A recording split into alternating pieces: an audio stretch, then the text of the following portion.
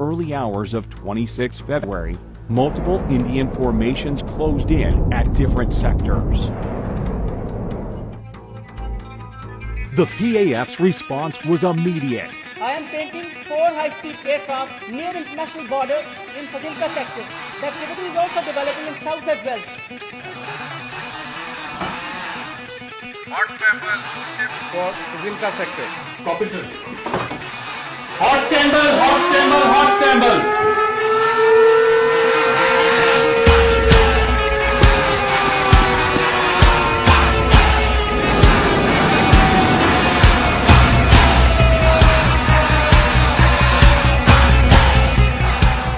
I'm also painting high-speed activity in the north. Divert, cap or line of control. With PAF fighters closing in, 6 Indian Mirages turned back. Once they met with Pakistani CAPS patrol, they could not have the courage to actually carry out what they thought they were actually going to carry out. While formation of 6 Mirage 2000s released their glide bombs near line of control, committing airspace violation of around 2 to 3 kilometers as they turned back. Pakistan's airspace. Meeting an immediate response from the Pakistani Air Force, Indian jets released their payload inside Pakistani territory and retreated. The same morning, Pakistan's Prime Minister called a national security meeting to assess the damage. Prime Minister Khan was left with no other option but to give the green signal to his Joint Military Command to respond to India's uncalled aggression. The very next day, at about 0900 hours, loaded with deadly array of state-of-the-art weaponry, a strike package comprising of total 18 Pakistani Air Force planes rolled down the runway for a top-secret mission. The senior who briefed us, the opening sentence was, "Gentlemen, you are the luckiest guys." The strike package comprised of Mirages for ground strike, along with Pakistan's indigenously built JF-17 Thunders, with the top cover of AWACS and electronic warfare aircraft, as well as fighter suite. In just under 32 hours, a mission was underway that would demonstrate Pakistan's will and resolve, with clear message that violating airspace of nuclear-armed country is an act of war.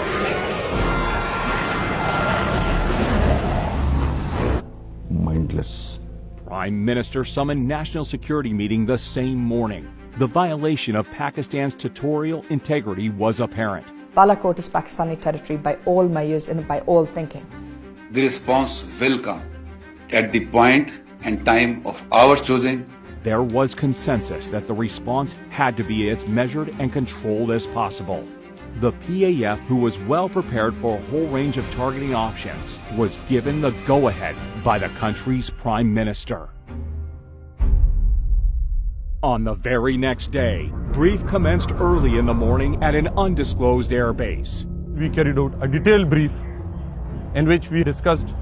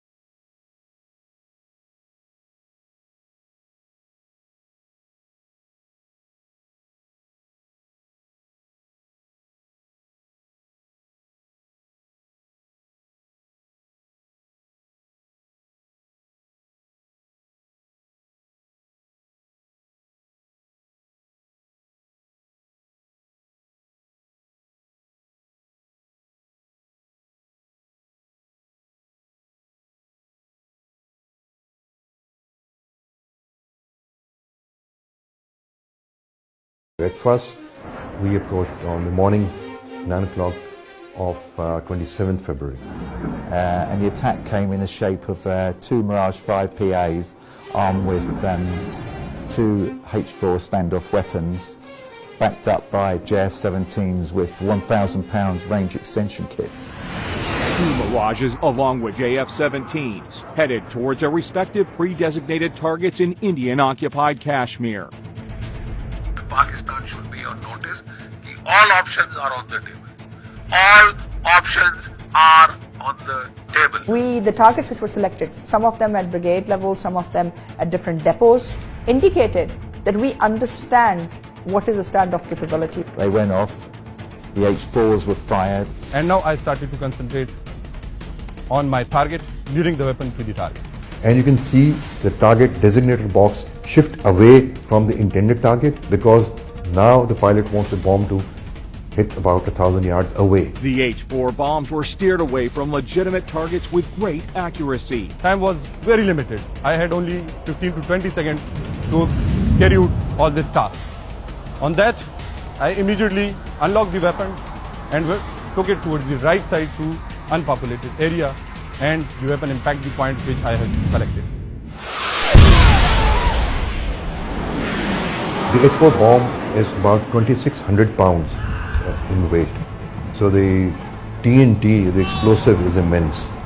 The plans were that the H4s would not kill anyone, and they didn't. They went off target deliberately, as did the weapons from the JF-17s. The aim was not to go for a collateral damage, so we engaged that target slightly offset to show them that we can engage any target at our own time of choosing and at our own will. We engaged simultaneously 6 targets without crossing. We deliberately dropped them away from the actual targets to give them a message that we don't want to escalate the tensions, but if you challenge the sovereignty of Pakistan, we are going to hit you and hit you really hard, right onto the exact targets. Strike was not just a strike. It meant that you had so much confidence in your offensive team that you knew that they will hit the targets, carry the precision, send the message across, will overwhelm Indian defenses, overwhelm Indian radar capability, and at the same time be prepared for a counter response from India. PAF's ground strike had, meanwhile, rung alarms on the Indian air defense radars, and patrolling Indian fighters were directed to intercept them. My job was to protect and provide coverage to the striker aircraft, whose job was to go and deliver the weapon in the enemy territory. Formation from PAF's fighter sweep was vectored towards 2 approaching IAF fighters. There were actually 2 Su-30s in this sector, and as we say in our profession, they were grinding 1+1 at certain altitude. Working at the rear of the PAF strike package were PAF's early warning and electronic warfare aircraft. You've got to understand that the communications between all the Indian Air Force aircraft would have been jammed. It must have been pretty difficult out there, up in the air, not knowing what was going on. There was confusion all around in the enemy's flanks. They were running here and there, they were hiding behind each other's tail. Gambler 1, confirm picture copy. Picture copy, target all, confirm, clear to engage. The moment one of them, in state of confusion, came into a situation where he could have been a threat to the strikers, I engaged him. After sampling the target data and confirming valid firing parameters, squadron leader Hassan fired air-to-air missile. Clear to engage on. Gambler 1, Fox 3 off the group. Su-30 is not an ordinary aircraft. It is a multi-role, almost a 5th generation platform. It is perhaps one of the best strike aircraft you can think of. Soon after the shootout, all hell broke loose in the Indian camp. This guy who's number 1 was actually shot by myself. He just turned back and ran away like anything. There was also 2 Mirage 2000s, which the pilots claimed there was some issues with the radars, allegedly. They then pulled out. They had everything that they had that particular day because they were expecting Pakistan Airforce to respond. After having bombed a part of our piece of our geography, they knew what the Pakistan Air Force was going to do to them in the next couple of days. An IAF Mi-17 helicopter was scrambled for a search and rescue mission of downed Su-30 MKI. But in the chaos, it was taken for a hostile unmanned aerial vehicle by the Indian Air Defense Unit at Srinagar, who fired a surface-to-air missile at it, leading to a case of horrific fratricide. No command and control, no ability to discern what was the real target. It was not the target, but a battery commander sitting there was probably looking for solutions and didn't have those solutions. The helicopter crashed near Budgam in the Indian-occupied Kashmir, killing 6 aircrew. And you have to ask yourself, why would an Mi-17 be flying in the area? It appears to me and to many other commentators that that aircraft was there on a combat search and rescue mission to pick up the downed Su-30 pilot. Pakistan! Pakistan! Pakistan! In the ongoing fracas, the patrolling Indian formations dispersed. 5 MiG-21 Bisons of number 51 Squadron were scrambled successively from Srinagar. One of these Bisons was flown by a senior Indian pilot, Wing Commander Abinadan, who soon after takeoff was deprived of situational awareness by the PAF's EW aircraft in the air.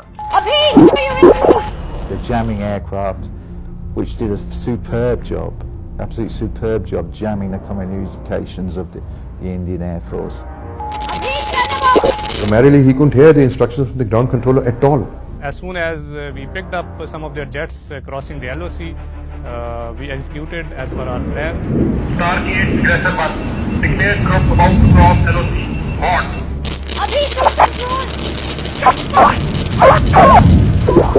Hostile clear to engage. Aggressor 1 kill single contact crossing LOC. Before he could even get his bearings, Abinadan's MiG-21 was hit by a missile launched by Wing Commander Noman Ali Khan. Aggressor 1 targeted.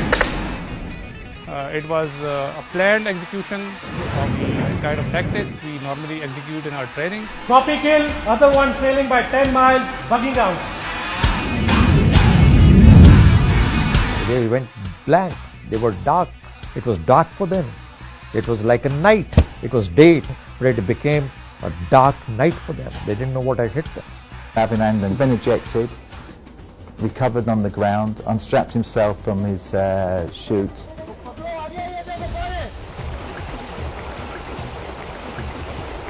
And some Burgess came across Megan. Ultimately, the Pakistani army came along and took him away. An airstrike on Pakistan-controlled Kashmir. Indian officials say Pakistan has shot down 2 Indian Air Force planes. The Pakistani military shot down 2 Indian jets today after they crossed the disputed border in Kashmir. Military also says its warplanes carried out airstrikes inside India. A very capable operation, which opened the eyes up many in the West. The big story breaking this morning, an F-16 of the Pakistani Air Force shot down a Sukhoi 30 MKI, the latest of India's Air Force. Found on the news that the Pakistan Air Force shot down a MiG-21 Bison and an Su-30 MKI. So I remember being absolutely gobsmacked. Though my ground crew, of course, not knowing what mission I was on and what has happened in the air, there was inquisitiveness in his eyes, which I could spot. He saw one missile missing of mine, but out of the professionalism, he never asked me. And out of the professionalism, I wasn't very excited to tell everybody that this is what has happened. All we did was land our aircraft, sign those jets back, come back to the debrief and prepare for the next day. Prime Minister Imran Khan announced his decision to repatriate Wing Commander Abinadan to India as a gesture of peace to de-escalate the tension between the two neighbors. As a peace gesture, हम उसको कल रिहा करने लगे हैं हिंदुस्तान को वापस. It was an excellent gesture, very good. And how on earth could the Pakistani Air Force of bloody Indian Air Forces know so well? And it's all down to the fantastic training. To the briefing, to going to the aircraft, starting it up, going in the air, it was so professional. And of course, I owe it back to the institution, to the training that we have been provided with. I've been to Pakistan Air Force many times, and I have to say the training is constant. I think 26th and 27th of February very clearly indicated that Pakistan is capable of not only handling an offensive operation inside Pakistani territory with Pakistani defensive measures, but is also capable of carrying out a counter-offensive at will, at discretion, and in broad. And if they will cross Pakistani territory, it will be taken as an act of war, and Pakistan will respond back. Modern combat is like an orchestra. Every piece must play its part at the right time. And when that happens, you get a symphony.